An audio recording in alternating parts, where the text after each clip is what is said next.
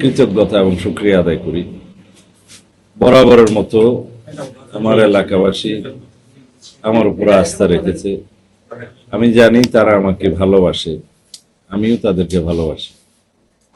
তাদের উপর আমার আস্থা ছিল, আছে, থাকবে। সেই হিসাবে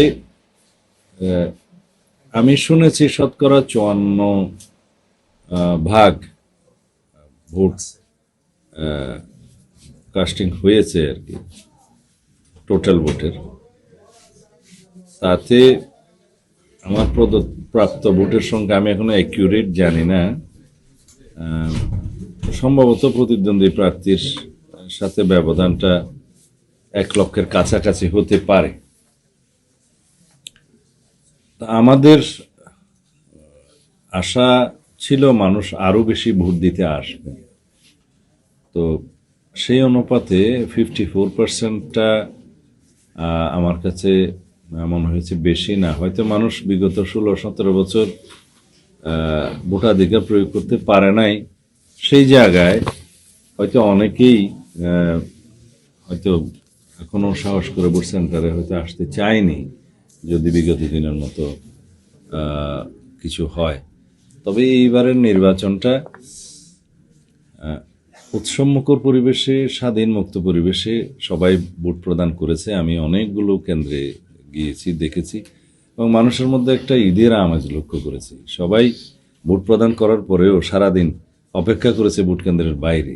আমি তাদের কাছে জিজ্ঞেস করলাম কেন সবাই অপেক্ষা করছে, বলে যে আমাদের কাছে খুব ভালো লাগছে, আমরা খুবই আনন্দিত, এবং এটা ঈদ ঈদ লাগছে। অনেকে বলছে আমাদের কাছে ঈদ ঈদ লাগছে। তার মানে হলো মানুষ ভোটের প্রতি আস্থা ফিরে এসছে। তো এই হার আরো বেশি হলে ভালো হতো, ভোট প্রদানের হার। যাই হোক, এই ভোটটা বাংলাদেশের মানুষের গণতান্ত্রিক অধিকার নিশ্চিত করার ক্ষেত্রে সবচাইতে গুরুত্বপূর্ণ ভূমিকা পালন করবে। এই দিনের জন্যেই আমরা 16-17 বছর দীর্ঘ সংগ্রাম করেছি, রক্ত দিয়েছি, আমাদের সন্তানরা শহীদ হয়েছে। এখন দায়িত্বের বোঝা অনেক বেশি। যারাই নির্বাচিত হয়ে জাতীয় সংসদে যাচ্ছেন, তাদেরকে এই দেশের মানুষের প্রত্যাশা আকাঙ্ক্ষা, শহীদের প্রত্যাশা আকাঙ্ক্ষা পূরণ করতে হবে, এবং সত্যিকার অর্থে একটি শক্তিশালী গণতান্ত্রিক রাষ্ট্র বিনির্মাণ করতে হবে। রাষ্ট্র কাঠামোর গণতান্ত্রিক সংস্কার করতে হবে, সংবিধানের গণতান্ত্রিক সংস্কার সাধন করতে হবে, এবং সমস্ত রাষ্ট্রীয় এবং সংবিধিবদ্ধ প্রতিষ্ঠানের এমনভাবে সংস্কার করতে হবে সেই প্রতিষ্ঠানগুলো যেন গণতন্ত্রের রক্ষা কবচ হয়, একই সাথে জনগণের সেবা যেন তারা আইনানুগভাবে করতে পারে। সর্বোপরি বিচার বিভাগের স্বাধীনতা নিশ্চিত করা, তত্ত্বাবধায়ক সরকার পদ্ধতি ফিরিয়ে নিয়ে আসা, সত্যিকার স্বাধীন নির্বাচন কমিশন গঠন করা, এবং সত্যিকার গণমাধ্যমের স্বাধীনতা নিশ্চিত করা। এর মধ্য দিয়ে একটি দুর্নীতিমুক্ত সাম্যের বাংলাদেশ গড়ে উঠবে। আমরা যদি দুর্নীতিমুক্ত বাংলাদেশ গড়ে না তুলতে পারি, তাহলে কোনো কিছুই আমরা কার্যকর করতে পারবো না। সেই জন্য আমাদের অনেকগুলো ক্ষেত্র আছে দুর্নীতিমুক্ত করা এবং সুশাসন নিশ্চিত করা, সাথে সাথে দেশের অর্থনৈতিক উন্নতি, সমৃদ্ধি এবং জনগণের অর্থনৈতিক মুক্তি আনায়ন করা। এগুলো সবগুলোই চ্যালেঞ্জ, কিন্তু ইনশাআল্লাহ আমরা শুরু করব। এই হচ্ছে আমাদের অঙ্গীকার এবং প্রত্যাশা। জাতীয় ভিত্তিতে আমরা আমাদের ইশতেহারে সেটা প্রকাশ করেছি, এবং আমরা কি করতে চাই জনগণের জন্য সেটা আমরা সুস্পষ্টভাবে জনগণের সামনে উপস্থাপন করেছি, জাতির সামনে উপস্থাপন করেছি। সেটা ইশতেহারে আছে, 31 দফাতে আছে, এবং জুলাই জাতীয় সনদেও অনেকগুলো বিষয় রাজনৈতিক সমঝোতা হয়েছে। এগুলো সবগুলোই বাস্তবায়ন করতে হবে। আমরা আমাদের অঙ্গীকার, আমাদের প্রতিশ্রুতি বাস্তবায়নের জন্য প্রতিজ্ঞাবদ্ধ। চকরিয়া পেকুয়ার মানুষের জন্য আপনি কি বলবেন? চকরিয়া পেকুয়া তো সারা দেশেরই একটা অংশ।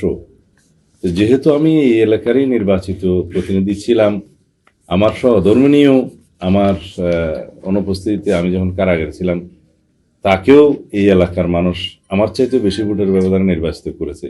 সুতরাং তাদের প্রতি আমার দায়বদ্ধতা অনেক বেশি।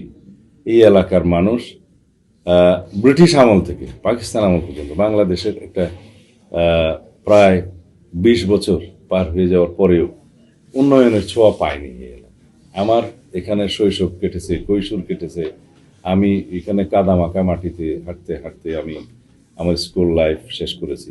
আমার তখন থেকে স্বপ্ন ছিল, প্রত্যয় ছিল যে এই এলাকার জন্য যদি কিছু করার সুযোগ হয়, আল্লাহ রাব্বুল আলামিন সুযোগ দেন। আমি বড় সৌভাগ্যবান। আমি জীবনে অনেক স্ট্রাগল করেছি এই দেশের জন্য।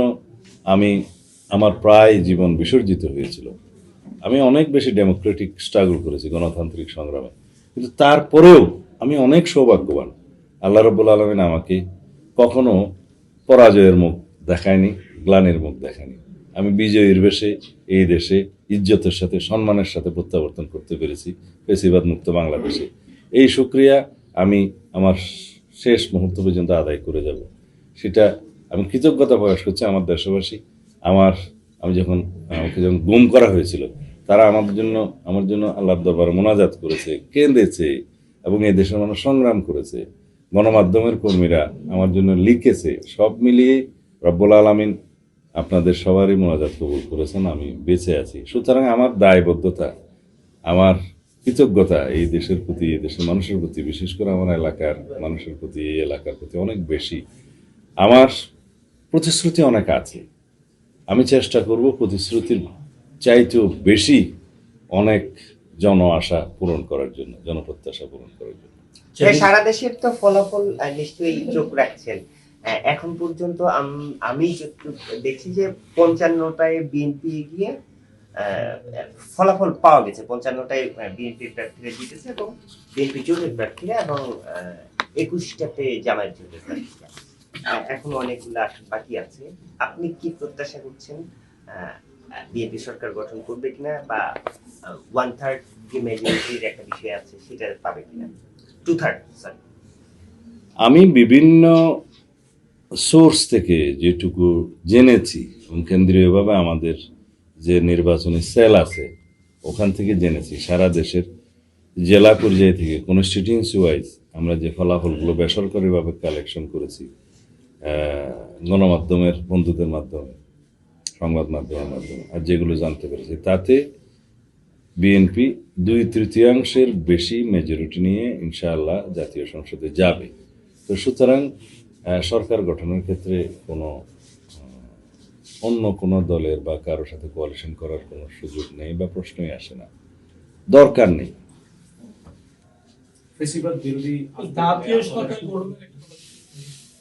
না, আমরা সেই জাতীয় সরকার গঠন করার ক্ষেত্রে আমাদের 31 দফাতে উল্লেখ করেছি, যারা আমাদের সাথে ফ্যাসিবাদ বিরোধী গণতান্ত্রিক আন্দোলনে, যুগপৎ আন্দোলনে শরিক ছিল, তাদেরকে সাথে নিয়ে নির্বাচন করা, এবং যদি ফ্যাসিবাদের পতন হয়, তখনকার ভাষ্য বলছি, তখন সবাই মিলে ঐক্যমতের ভিত্তিতে জাতীয় সরকার।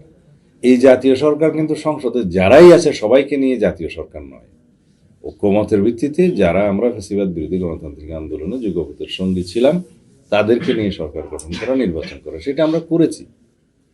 নির্বাচন হয়েছে, এবং এরপরে সরকার গঠনের ক্ষেত্রেও আমাদের সেই মনোযোগটা থাকবে, প্রতিশ্রুতি থাকবে। সংসদে কেমন বিরোধী দল চান বা তাদের ভেরি ভাইব্রেন্ট বিরোধী দল দরকার সংসদে, কারণ এটা সুশাসনের জন্য, যেটা বলা হয় যে গুড গভর্নেন্স এনশিওর করার